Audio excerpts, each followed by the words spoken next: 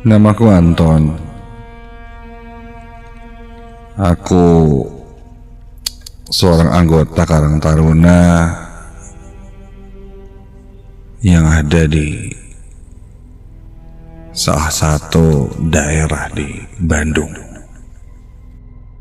Seperti biasa, menjelang Agustusan, kami disibukkan dengan berbagai kegiatan. Mulai dari lomba-lomba, menghias gapura, dan lain sebagainya. Saat itu aku ditugaskan menjadi panitia untuk pertandingan sepak bola antar RT.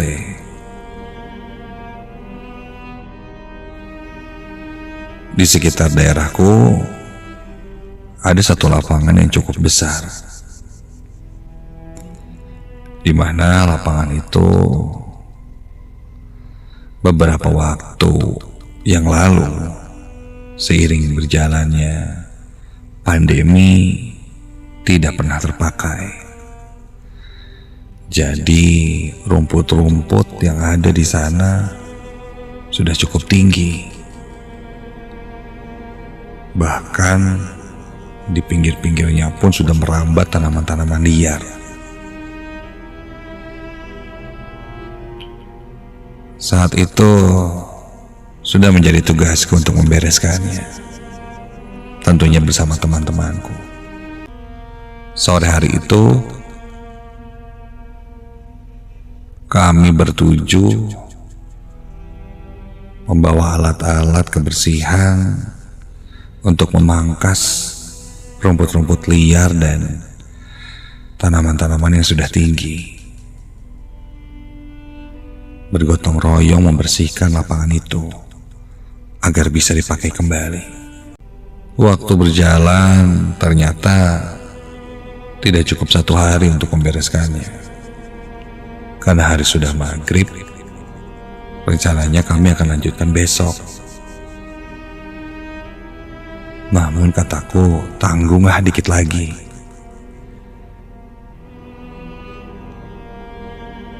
Beberapa temanku pamit pulang karena sudah merasa kelelahan. Sedangkan saat itu sore hari yang sangat cerah. Jadi ketika menjelang maghrib pun tidak terlalu gelap. Ya, bisa dibilang lembayung senja. Saat itu aku kekeh untuk melanjutkan pekerjaanku, karena bagianku sedikit lagi selesai. Aku pun mengarit beberapa rumput-rumput liar, dan beberapa temanku sudah berada jauh di sana.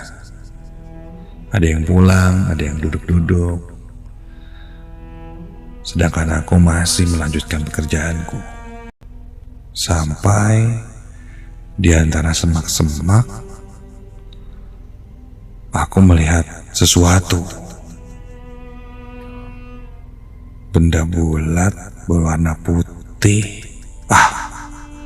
Ada bola sepak di sana. Sontak aku berteriak pada temanku yang berada cukup jauh dariku. "Guys, nemu bola nih, lumayan." Temanku memberi isyarat untuk membawa bola itu. Siapa tahu masih bagus dan bisa kita pakai. Aku pun lalu menuju ke arah tempat kulihat bola itu. Bolanya berwarna putih. Aku masih ingat. Namun ketika aku akan membawa bola itu, kok nggak ada ya? Perasaan tadi ada bola di situ. Aku pun mencari di antara semak-semak. Bolanya hilang. Tidak ada.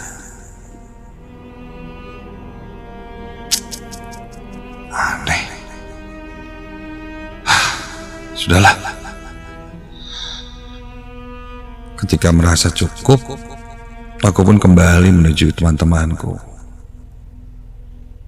Mereka lantas bertanya mana bolanya. Tadi ku bilang,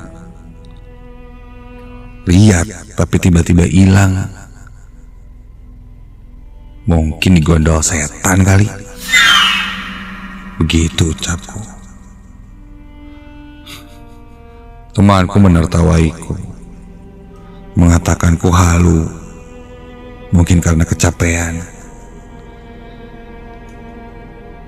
Setelah mulai gelap, kami pun pulang. Terdengar azan maghrib sudah berkumandang. Sampai di rumah, selepas makan malam, aku kembali keluar untuk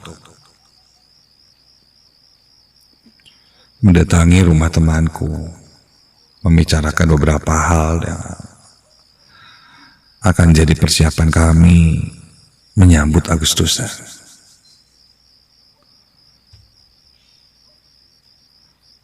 Di gang itu tumben sekali, suasananya sepi, tidak seperti biasanya. Aneh. Aku menuju rumah Roy, salah satu temanku yang tadi ikut membantu membereskan lapangan sepak bola yang akan dipakai. Ketika sampai di rumah Roy, ternyata Roy sedang berada di luar. Sudahlah. Aku pun kembali lagi ke rumah. Dan ketika itu, sampailah aku di pertigaan gang dan kulihat ada sesuatu yang menggelinding lewat di depanku.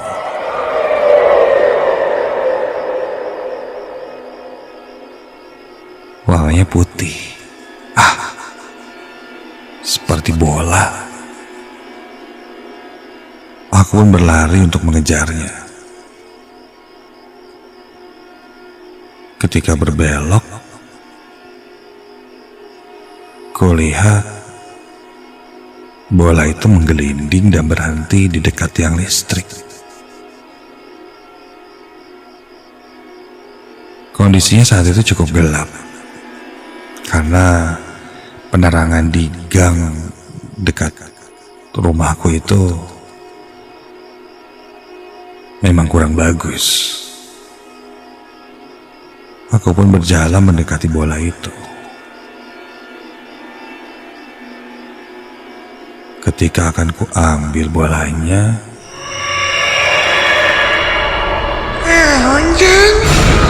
astaga! Yang kukira bola itu berbalik, memutar dan menjadi sebuah wajah. Wajah yang menyeramkan. Matanya hitam pekat, kulitnya pucat putih, menyeringai dengan gigi yang bertaring kecil. Terlihat rambutnya yang panjang berantakan. Tiba-tiba kepala itu melayang sambil tertawa cekikikan.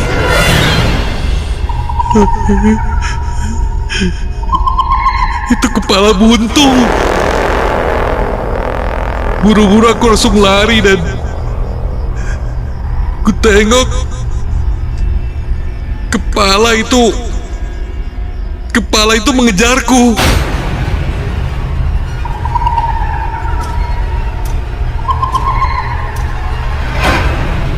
Hingga sampailah aku di depan rumah.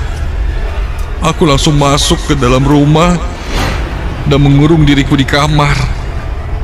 Kamarku berada di lantai 2. Ibu yang melihatku terburu-buru sempat bertanya, tapi aku tidak menjawabnya. Aku kunci pintu, aku tutup jendela kamarku. Dan terdengar suara ketukan di jendela kamar. Seperti ada yang menggedor-gedorkan kepala di jendela kamarku.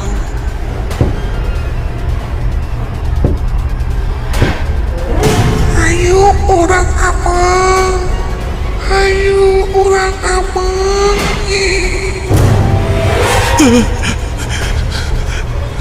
Aku langsung loncat dari tempat tidurku dan berlari keluar dari kamar.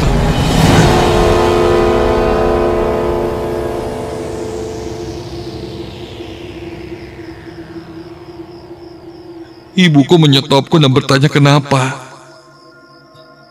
Dengan terbata-bata aku bilang aku melihat hantu kepala buntung.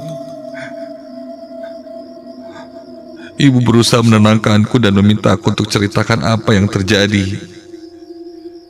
Aku bilang aku melihat sesuatu di lapangan kosong yang sedang kubersihkan itu, dan kukira itu bola. Dan mungkin ternyata itu sosok kepala buntung itu. Ibu hanya bertanya satu hal padaku. Apakah sebelum memulai membereskan itu dan memotong rumput-rumput yang ada di sana, apakah aku berdoa dulu atau meminta izin dulu? Permisi akan memotong rumput-rumput dan membereskannya. Iya, mungkin itu yang tidak kulakukan. Aku tidak melakukan, dan mungkin itu yang akhirnya membuatku diganggu seperti ini.